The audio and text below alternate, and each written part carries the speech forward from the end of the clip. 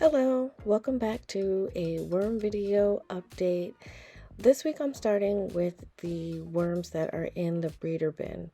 It's been 30 days since I started the breeder bin, so I'm sifting out all of the material and just collecting the worms from the breeder bin to restart them for another month and then to put the leftover material into its own white bin just to see if there are any cocoons or wisps or juvenile worms that I can find.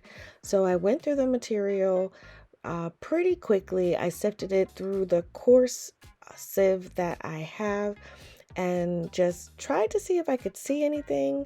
I didn't initially find any cocoons that I could see, but I'm just hoping that for the first 30 days I was successful with this breeder bin setup. The worms from the breeder bin are going to go into some new material, and I'm also just fixing up the bin because I had some gaps in the cardboard to keep it along the side. I wish I had a smaller container that I could put everything into, but I did start the second phase, which is running a small bin with the cocoons. I didn't want to add the material to the other vermi bag tote just yet, but I have gone through and sifted all the material, and that's me adding it back and feeding it and making sure it does have a good amount of moisture added to it so neither of these bins dry out, and then adding some cardboard to what's going to become the quote-unquote baby bin. Moving over to the regular totes that I am running, these bins are at that stage where not much is happening right now. I am able to maintain a little bit better the moisture level in these bins by some weeks putting the bubble wrap all the way across and some weeks folding the bubble wrap in half. So the moisture level in the material is really good. Here's a nice small worm ball that was in what looks like the remains of an apple, and there was a cocoon on my hand, but the camera doesn't pick it up. So again, not much happening in these bins. So I'm trying to make this update really fast as there's nothing to show, nothing of concern, which isn't great for recording a video, but is good for just the health and the overall status of the bin. I'm going to fold the bubble wrap again for this week and move over to the second of the regular totes. There's a lot more worms hanging out on this bubble wrap than the other piece, but overall, same thing. The material itself has a great consistency. It's not too damp and not too dry at all. It's that perfect consistency that I prefer. I'm still going to put larger material and larger food pieces into this bin, but I'm going to go ahead and cover this one up, and this one is updated for the next week. I'm considering for this bin doing larger pieces of cardboard as well as food just to see if that works better, but this one is finished for the week. Moving over to the first of the vermi bag totes. Now this one I have a concern about because it is the driest one of all, and I did just add some cardboard, and I've got some more worms hanging out in the remnants of the apple.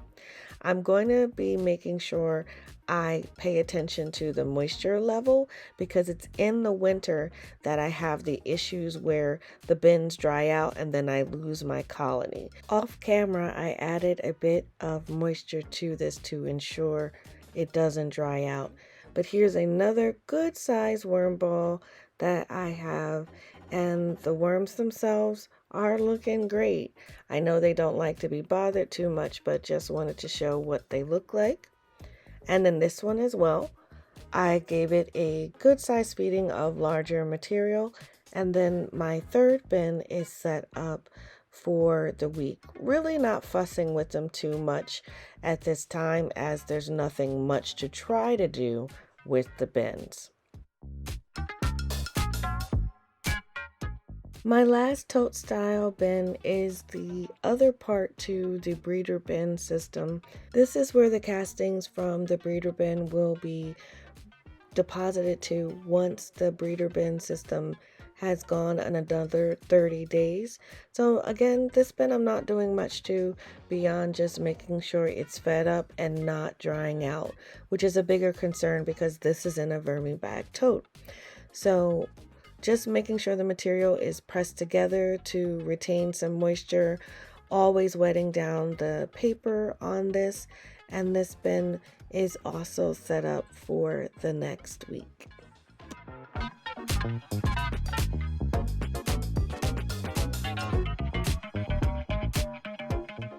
Coming over to the last of my bins for update this week, it's the flow through system, the Vermibag Mini. I've got quite a bit of worm friends hanging out on the bubble wrap here, and I note that the edges are the driest they've been in quite a few weeks. This might have been due to the food that I used around the edges for last week, so I'm going to make sure that the food that I use for this week does have a high water content to ensure that not all of the edges remain crispy.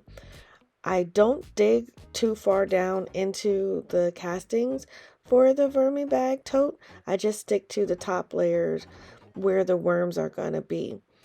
I'm also not trying to raise the level of material too quickly.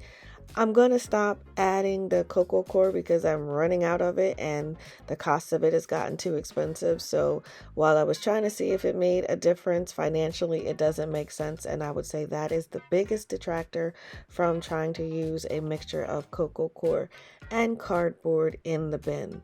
But overall, the health of the bin is really good. I am going to add some water to this bin to increase the moisture level, but I'm going to concentrate the water to the outside, mostly the middle of the material with this Vermibag Mini does stay a lot wetter than the outside edges. And so that's just a quick update on all of the bins. Not much to see here this week, but thank you for sticking to the end if you've gotten this far.